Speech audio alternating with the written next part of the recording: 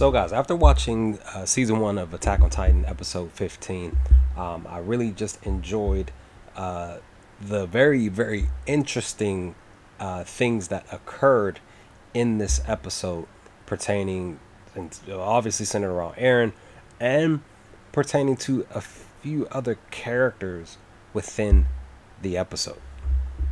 Now, I did enjoy a few things prior to the scene between Eren and Petra. I did enjoy the fact that we got a chance to gain just some perspective from Eren's mindset, where he was giving us a bit of a breakdown of the basically Team Levi, and who they were, their names, how many kills they had, assists they had. I really enjoyed that aspect of that specific scene prior to this scene.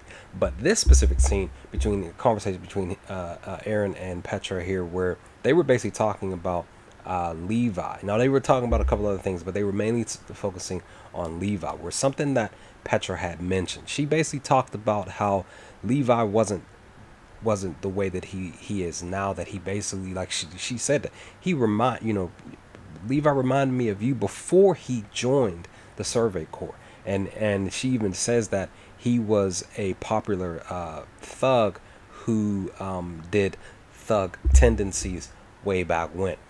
So very interesting stuff, specifically in this episode pertaining to Levi, with when Petra was having the conversation here with Eren. It was just something that really stood out to me, that I really enjoyed with this scene. Now, per this scene specifically, where they were basically having like a table talk, they were just talking about things to prep for. They were just having like a coffee conversation at the cooler, but it was at this table basically, that they were kind of like just preparing themselves for what's to come moving forward. But in the midst of that, they also one of them specifically brought up something very specific, where the one, I forgot his name, but he sits there and he's talking, and he says, we did have a specific hope in something, but now we have this other hope that we have to look forward to. And as he said that, he literally looked at Eren and in Eren's direction, and basically in this scene, which I found very interesting too, is that when Eren starts to talk, and even Levi even talks about that, he says that everything that that is being discussed here is already in the reports. But Eren specifically says, he actually starts talking about not remembering everything that happens when he transforms into a Titan, but he actually prepares to do it. He even says, like, I lift my hand to basically take a, because for me to transform into a Titan, I have to physically harm myself. He lifts his hand, I believe it was his left hand if I remember, lifts his left hand, and he's getting ready to bite into his hand, and he stops himself because he asks himself, how do I know this information? And it's just one of those things where I sat back and watching this for the first time, and just like saying back, like, he asked his own self this question, how is it that I know this information in the midst of him even saying, like, I don't remember what happens. It's just something specific. It has to be muscle memory for him to know this, and it has to basically center around the basement back at home. And it makes me think like he was sort of kind of trained in preparation for this type of moment in his life, to transform into a Titan and stuff like that. His father prepped him, he prepared him, he trained him, but as a kid he probably didn't remember. Maybe even he was hypnotized, I'm not sure, but it's just something that stood out to me, that I was just like, wow, he really sat there and said in one breath, I don't remember what happens, and then in another breath, how is it that I know how to transform into a Titan? So it was just one of those things that stood out to me during the scene that was just very interesting, guys. And so now we get to the nitty gritty of the episode of episode 15, where it's Hanji. She comes into that table conversation. She basically interrupts it, because I felt like she was kind of hiding behind the door, because Levi even mentions like, well, somebody specifically is very interested in Eren and the Titans and stuff like that, and then she makes a noise behind the door before she finally walks in.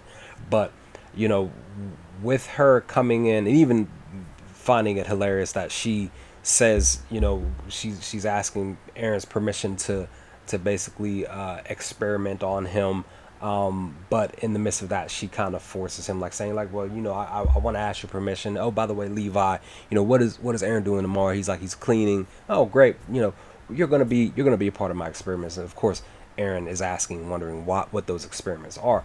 But we find out here that Hanji and her crew basically were able to capture 2 more Titans. Now I believe it's either in total, or if I remember, Hanji mentions that they caught 5 other Titans. So the 2 specifically here, mid episode 15, of us getting flashbacks of these experiments, are Sonny and Bean, these other 2 Titans. So these are Titans 6 and 7, basically, where Hanji is doing these experiments, but it's one of those things where she doesn't treat them just as a thing. She still treats them like human beings, basically. She still has sympathy for them, empathy for them. She still believes that they are alive. They still have a heart. They still have lungs. They're still human. It's just that they're in Titan form. And it's just one of those things, guys, where when I'm sitting back and I'm watching this, and it's just like, it's tough to be in a situation like this specifically, where because Titans for so long, for so many years, have been basically killing people for however long, Hanji even talks and tells Eren that, yes, like, I know that they've killed, and they've killed friends of mine, family member, whatever, but it was just this one moment that made me realize something. And like I said, it's just one of those things where if I'm in her shoes, I don't know if I could have that type of sympathy towards something that is like mindless. It does, like, the Titans don't seem like they are, fully controlling themselves. They're just doing things based on their current DNA, and that is simply their mind is focused on just killing, just going out and eating, and that's it. They don't communicate. They don't.